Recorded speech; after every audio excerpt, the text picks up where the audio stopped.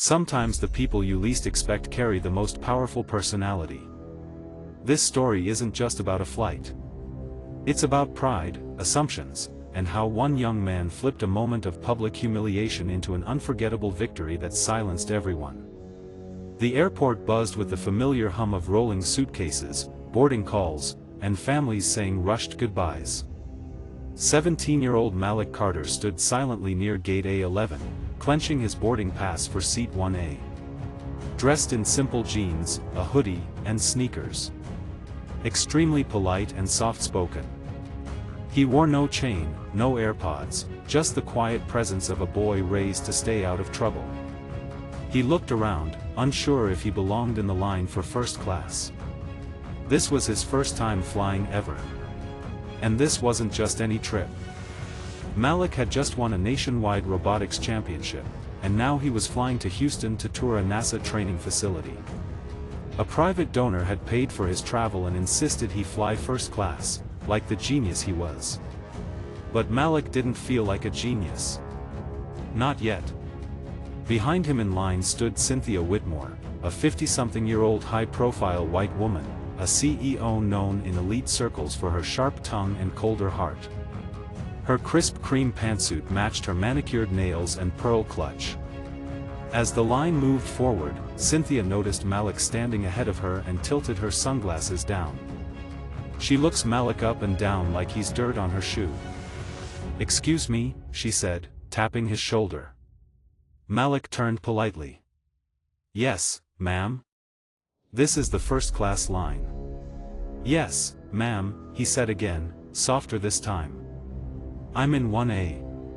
"Cynthia," in a louder voice, "they really let anyone up here these days, huh? I mean, everyone." A few people glance over, some with discomfort, but nobody steps in. Malik keeps walking, his silence louder than her prejudice. She raised a perfectly sculpted brow and gave a tight, artificial smile. "You must be confused. I strongly believe you don't have a place here."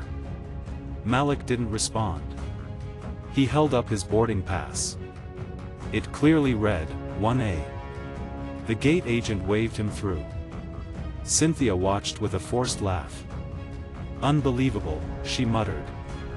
Malik settled into his plush seat, tucking his backpack beneath his feet. He pulled out a tattered sci-fi novel and started reading, trying to disappear into the pages. Cynthia entered the cabin and froze. There he was. In her row. "There's been a mistake," she snapped, turning to the nearest flight attendant. "This young man is in my seat." The attendant checked Malik's ticket. "No mistake. He's in 1A. You're in 1B." Cynthia's face tightened. "Well, can you move him? I paid for this ticket, and I'd prefer not to sit next to," she hesitated, glancing at Malik, someone with his energy. The flight attendant straightened. "I'm afraid that won't be possible, ma'am." Cynthia sighed dramatically and sat down beside Malik, crossing her arms with visible disgust. "They'll let anyone fly first class these days. Back in my day, flying first class meant something. Now it's full of TikTok thugs." The flight attendant leans down and whispers, "Sir, would you like me to move you to another seat?" Malik shakes his head. "No, thank you. I'll stay here."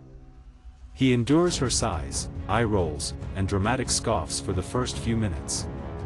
But he stays calm, composed, and focused on his book. During takeoff, Cynthia made her discomfort known. Every time Malik shifted, turned a page, or cleared his throat, she gave an exaggerated sigh or shook her head. Malik, raised by a mother who drilled grace and patience into his bones, said nothing. Then came the drink service. "What would you like to drink, sir?" the attendant asked Malik warmly. "Just water, thank you," he said. Cynthia smirked. "No champagne for the little genius," she said loudly enough for others to hear. "I mean, you must be someone very important to be here." Malik finally turned his eyes to hers. "Ma'am, I'm just trying to get to Houston." "Doing what exactly?" Visiting family? Heading to some basketball camp? He smiled gently. Something like that. Cynthia chuckled, shaking her head like she knew the truth. Look, I've been flying first class for 30 years. I know when someone doesn't belong. Mid-flight, the plane hummed peacefully as the captain's voice came over the speaker. Ladies and gentlemen, we'd like to extend a special welcome to a very important guest on board today.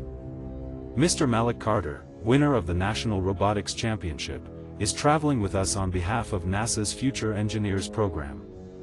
Congratulations, Malik. A wave of applause broke out across first class and even into economy. Heads turned. A few passengers gave him respectful nods. Cynthia froze. The flight attendant returned with a beaming smile. Mr. Carter, the captain would like to meet you in the cockpit after landing. Cynthia looked like she'd swallowed a lemon. Robotics? NASA? Yes, madam, the attendant replied. Malik is one of the top young engineers in the country. The youngest to be accepted into this year's NASA mentorship cohort. Silence. Malik turned toward Cynthia, eyes steady. You never asked what I do. Cynthia suddenly found herself scrambling to make conversation. You know, my nephew is very into coding, she said. Maybe you could talk to him sometime. He could learn a lot from you. Malik didn't flinch. Tell him to keep working. But tell him this, too, people will always try to decide who you are before they even know your name. Don't let them. The woman in 1C leaned across the aisle. That was beautifully said, young man. Cynthia stayed silent. The plane finally landed. As the passengers deplaned, the captain personally shook Malik's hand. NASA's lucky to have you. We'll be watching your career. Malik nodded humbly. He started down the jet bridge. But before he could disappear into the crowd, a TSA agent and two uniformed men approached. Their expressions were unreadable. Mr. Carter? Can we speak with you for a moment? The passengers from first class turned in confusion. Cynthia stared from the window. Is something wrong? Malik asked. We just need you to come with us. Questions everyone's asking. Why are federal agents waiting for Malik? Is it connected to Cynthia? Or is something bigger going on? Why is he being escorted off the plane? But what happened next shocked everyone. The air felt colder. Malik Carter, still holding his backpack, was flanked on both sides by two men in Navy uniforms bearing no visible badges. A third man walked ahead, flashing a laminated ID at airport security. Cynthia Whitmore watched from the terminal window, lips curled into a tight, satisfied smile. Passengers whispered. Some recorded. Others looked on in shock. Is he in trouble? But he's just a kid. Wait, isn't that the NASA student? Malik didn't resist. He had nothing to hide. But inside, his mind was racing. They got into a private room of the airport security office. The room was sterile and dim. No windows. Just a desk, two chairs, and a silent tension thicker than the Texas humidity. One of the agents finally spoke. Malik Carter, you recently won the National Robotics Championship? Yes, sir. We're aware of your invitation to NASA's mentorship program. However, he opened a folder. There's been a flagged report filed against your name. Malik frowned. Filed by who? The lead agent exchanged a glance with his colleague. A fellow first-class passenger. Cynthia Whitmore. Unbeknownst to Malik, while they were on the plane, Cynthia had quietly texted her assistant from 30,000 feet. Contact airport security. Passenger 1A seems suspicious. Tech-savvy kid claiming NASA.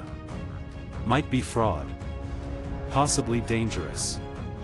She had no evidence. Just assumptions. And influence. The lead agent continued. She claimed you were impersonating a NASA affiliate to access privileged areas, and even suggested you might be carrying unauthorized devices. Malik's jaw clenched, but he didn't break. Check my bag. Call NASA. Call Dr. Elridge at the mentorship program. I've done nothing wrong. The second agent, silent until now, spoke up. We already did. He slid Malik's file forward. Inside were documents from NASA. His official invitation. A background check. Even his STEM competition scores. Everything checks out, the agent admitted. You're legit. More than legit. Then why am I still here? Malik asked.